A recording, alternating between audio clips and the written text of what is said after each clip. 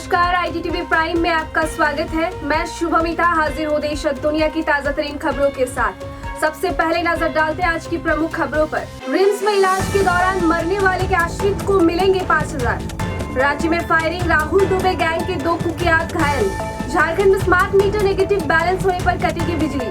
SSC CGL fraud mastermind Mrityunjay Kumar गिरफ्तार। पूर्णिया सांसद पप्पू यादव पर पैसे बांटने का आरोप, FIR दर्ज। हरियाणा IPS सुसाइड केस में DGP समेत 14 अफसरों पर FIR। पाकिस्तान ने किया अफगानिस्तान पर हमला। दीपिका पादुकोण ने उठाया वर्किंग आवर्स का मुद्दा, फिल्मों से बाहर होने पर तोड़ी चुप्पी। क्रिकेटर रिंकू सिंह को मिली धमकी के बाद सुरक्षा अलर्ट। शेयर बाजार में तेजी, सेंसेक्स 150 अंकों पर, निफ्टी 25,200 के पार। झारखंड के प्रमुख अस्पताल रिम्स ने इलाज के दौरान किसी भी मरीज के मृत्यु होने पर परिजनों को 5,000 रुपए की तत्काल सहायता देने का निर्णय लिया है। ये फैसला रिम्स शासी परिषद की बैठक में लिया गया। स्वास्थ्य मंत्री और GB chairman doctor Irfan Ansari ने कहा कि इससे दूर दराज से आने वाले गरीब मरीजों को राहत मिलेगी। बैठक में ये भी निर्णय हुआ कि 5 नए मोक्ष वाहन खरीदे जाएंगे जो मरीजों के अंतिम संस्कार में सुविधा प्रदान करेंगे।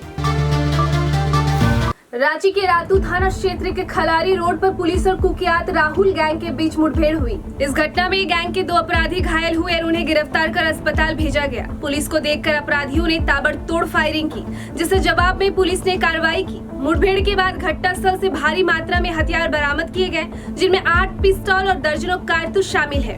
ग्रामीण SP प्रवीण पुष्कर ने बताया कि मामले की जाँच अभी भी जारी है। झारखंड में स्मार्ट मीटर उपभोक्ताओं के लिए पूरी तरह ऑटोमेटिक सिस्टम लागू हो गया है। रांची एरिया बोर्ड के GM मनमोहन कुमार ने चेतावनी दी कि नेगेटिव बैलेंस होने वाले कनेक्शन अपने आप कट जाएंगे और पूरा बकाया जमा करने पर ही कनेक्शन चालू होगा। अधिक बकाया वाले उपभोक्ताओं के लिए किस्तों में भुगतान की सुविधा उपलब्ध है। GM ने कहा कि उपभोक्ताओं को समय पर बिल भुगतान करना चाहिए। इस विषय को लेकर उपभोक्ताओं के लिए जरूरी निर्देश दिए गए हैं, जैसे बैलेंस पॉजिटिव रखें, मोबाइल नंबर लिंक कराएं और बकाया तुरंत चुकाएं। यह कदम बिजली चोरी रोकने और पारदर्शिता बढ़ाने के लिए है। धनबाद में SSC CGL परीक्षा में बड़े फर्जीवाड़े का खुलासा हुआ है। पुलिस ने इन्फिनिटी डिजिटल जोन के संचालक और मास्टरमाइंड मृत्युंजय कुमार को गिरफ्तार कर जेल भेजा। DSP शंकर कामती ने बताया कि मृत्युंजय ने तकनीकी छेड़छाड़ कर अभ्यर्थियों को बाहर से उत्तर दिलाने की साजिश रची थी, जो रॉबसन रहमान के साथ मिलकर बनाई गई। मामला तब उजागर हुआ जब अभ्यर्थी IK गुजराल की संदिग्ध गतिविधियों पर शक हुआ। अब तक 3 आरोपियों को गिरफ्तार किया गया है, जबकि कई फरार है। गिरोह ने अभ्यर्थियों से मोटी रकम वसूली थी और जांच जारी है। बिहार विधानसभा चुनाव 2025 के बीच पूर्णिया सांसद पप्पू यादव पर आचार संहिता उल्लंघन का मामला दर्ज किया गया है। आरोप है कि उन्होंने वैशाली जिले के गनियारी गांव में बाढ़ पीड़ितों को नगद राशि वितरित की, जो कैमरे में भी कैद हो गया। प्रशासन ने FIR दर्ज कर जांच शुरू कर दी है। महनार SDO नीरज कुमार ने कहा कि CO को रिपोर्ट सौंपने का आदेश दिया गया है और पर्याप्त साक्ष्य जुटाए जा रहे हैं। पप्पू यादव की तरफ से अभी कोई आधिकारिक प्रतिक्रिया नहीं आई है। विपक्ष ने इसे लोकतांत्रिक प्रक्रिया के साथ खिलवाड़ बताया, जबकि समर्थक इसे राजनीतिक साजिश करार दे रहे हैं। अब बढ़ते हैं राष्ट्रीय खबरों की ओर। हरियाणा के सीनियर IPS अफसर पूरन कुमार के सुसाइड मामले में चंडीगढ़ पुलिस ने DGP शत्रुजीत कपूर, रोहतक SP नरेंद्र बिजरानिया समेत 14 अफसरों के खिलाफ FIR दर्ज की है। सेक्टर 11 थाने में 156 नंबर FIR SC/ST एक्ट और BNS की संबंधित धाराओं के तहत दर्ज की गई।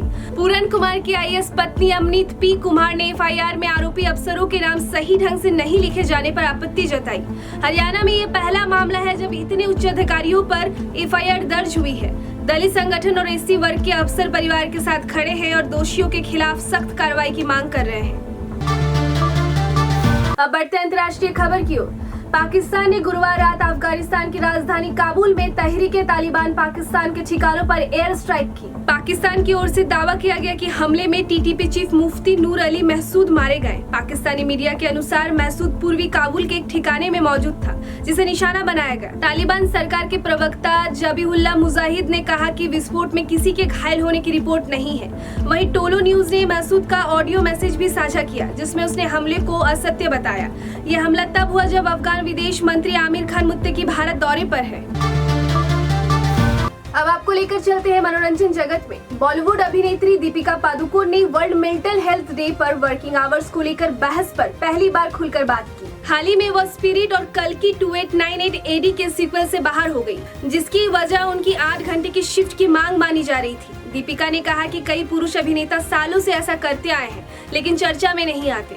उन्होंने बताया कि अपनी लड़ाइयां वह चुपचाप और गरिमा के साथ लड़ती है। वर्क फ्रंट की बात करें तो शाहरुख खान की किंग और अल्लू अर्जुन की AA22X A6 में नजर आएंगी। खेल की दुनिया की बात करें तो क्रिकेटर रिंकू सिंह को धमकी मिलने की खबरों के बीच प्रशासन सतर्क हो गया।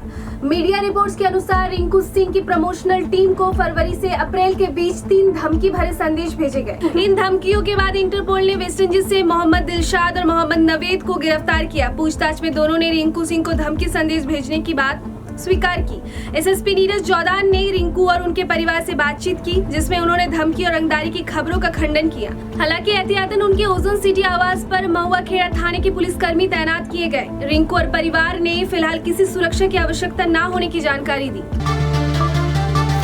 अंत में बाजार और कारोबार की बात। शुक्रवार को शेयर बाजार में शुरुआत तेजी के साथ शुरुआती कारोबार में ही बॉम्बे स्टॉक एक्सचेंज का सेंसेक्स 150 अंकों की बढ़त के साथ 82,300 के स्तर को पार कर गया। वहीं निफ्टी 50 अंकों की बढ़त के साथ 25,200 के ऊपर कारोबार कर रहा था। सेक्टर की बात करें तो निफ्टी में शामिल मेटल इंडेक्स में गिरावट दर्ज हुई। इसके अलावा ऑटो, फार्मा और हेल्थ केयर सेक्टर के शेयर में भी कमजोरी दिखाई दिए। वहीं बैंक, ऊर्जा, MFCG, IT, तेल, गैस और रियल सेक्टर के शेयर हरे निशान पर कारोबार कर रहे हैं। शेयर बाजार में निवेशकों की शुरुआती तेजी ने सकारात्मक संकेत दिए। हालांकि मेटल और हेल्थ केयर सेक्टर में कमजोरी पर निगाह बनाए रखना जरूरी है। फिलहाल आज के लिए इतना ही। दर्शकों को कैसी लगी हमारी ये पेशकश हमें जरूर बताएं। कल फिर मिलेंगे रात 8 बजे। बने रहिए हमारे साथ, देखते रहिए IDTV इंद्रधनुष।